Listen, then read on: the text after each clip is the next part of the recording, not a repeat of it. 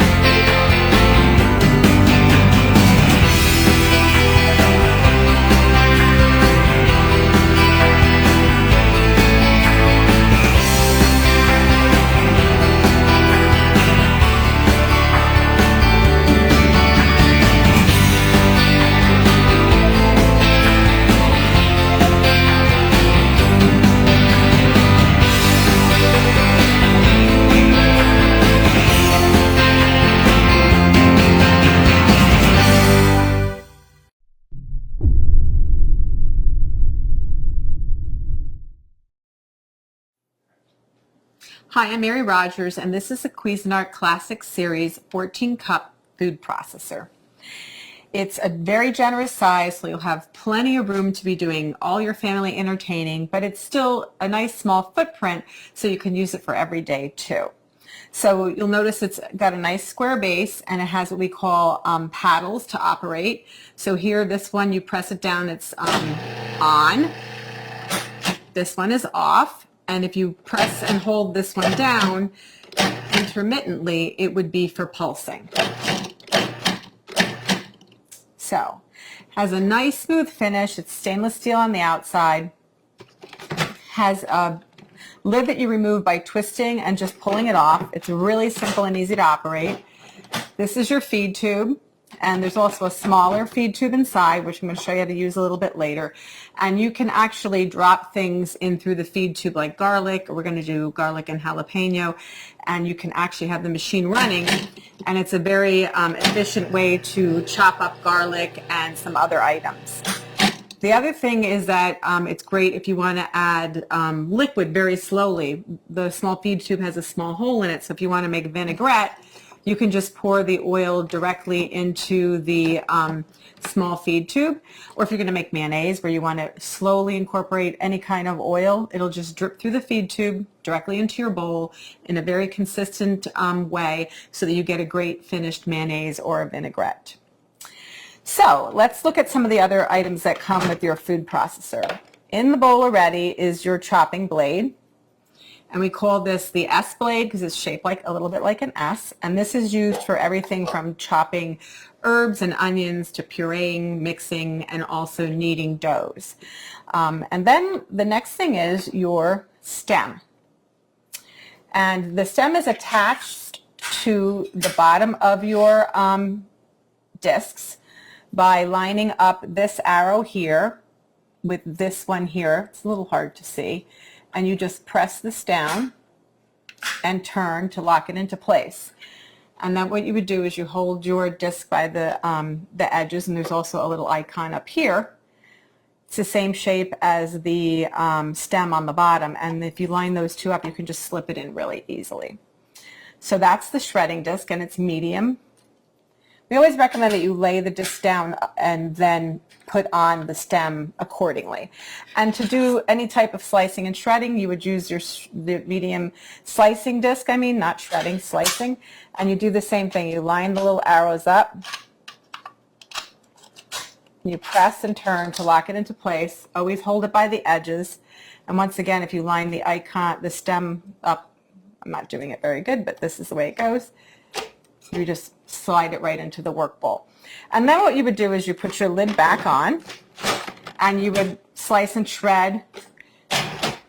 So you could either use the pulse function to slice, or what you can do is you can turn it on.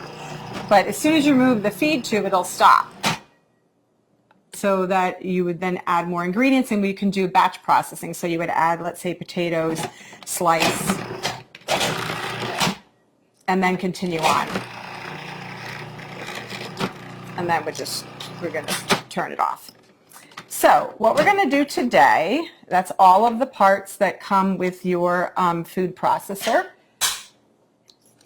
And also you get a little spatula we help you with. What we're going to do now is we're going to put in the chopping blade. I'm going to show you how to make a guacamole very quickly and easily. So just put that in. And the first thing we're going to do is we're going to add our cilantro.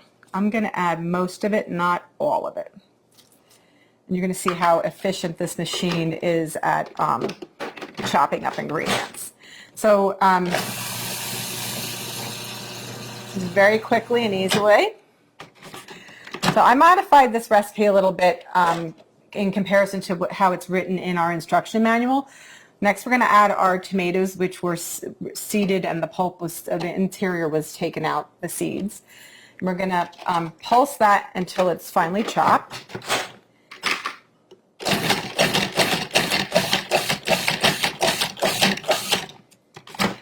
When you first start using a food processor, it's a good idea to actually use the pulse function because of the fact that you just want to get used to using it. You also want to get used to the consistency, and it gives you much greater control. So I'm just going to reserve this. Sorry, this is I'm going to reserve some of this so that when we put the guacamole together at the end, it'll still have some of the chunky tomato, but I'm not going to do all of it. And when if you have your own favorite recipes, you can modify accordingly. So just remember that whatever you put in the bowl first, if it stays in there the whole time while you're chopping and mixing or pureeing, that will be the smallest thing at the end. So just keep that in mind.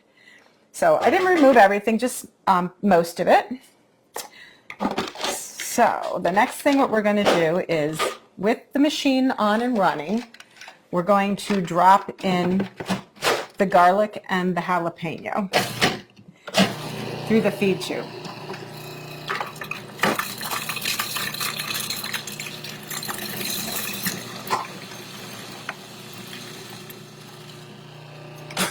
We're going to stop and just scrape down the bowl. And then we're going to move on and add our onions, our green onion. Whoops, sorry. So we have to add the green onion. Again, we're going to chop that until it's fine. And then we're going to add the majority of the rest of our ingredients. The first being our fresh avocados.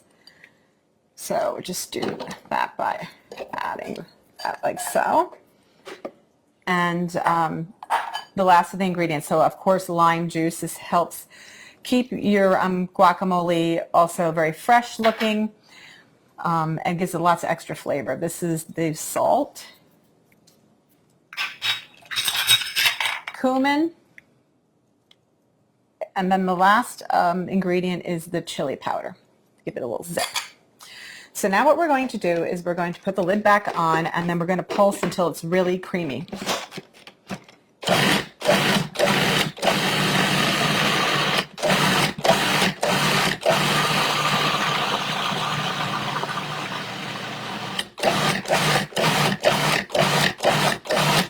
Okay, and then what we're going to do is I'm just going to scrape it down one last time, and then I'm also going to add, because it still needs to be processed a little bit more. And then what I'm going to do at this point too is add the balance of the cilantro that I reserved.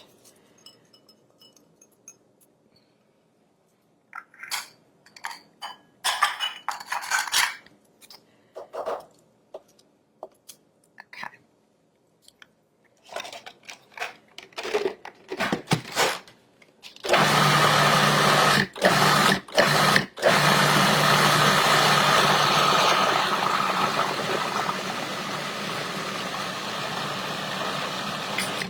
Okay, that looks like it's mixed really well because it's very creamy. I'll show you.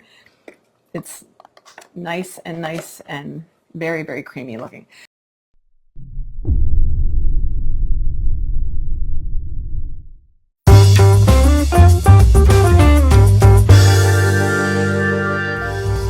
Introducing the Breville Sous Chef, the all-in-one kitchen workhorse. The 5.5-inch super wide chute is about 3 times larger than standard food processors. The mini bowl sits inside the extra large 16-cup processing bowl. Whenever you use any of the discs, make sure the spindle is in the correct position. The adjustable slicer should always be in the storage position when not using it, and it'll conceal the blade. This is the first adjustable slicer to have the versatility of 24 thickness control settings. The 0 setting slices super fine at 0.33mm slices to a thick 8mm slice on 8. When you're slicing, check to make sure that the blade is at the 12 o'clock position, as you don't want it directly beneath the chute. The small chute is ideal for carrots or leeks when you don't need a pusher.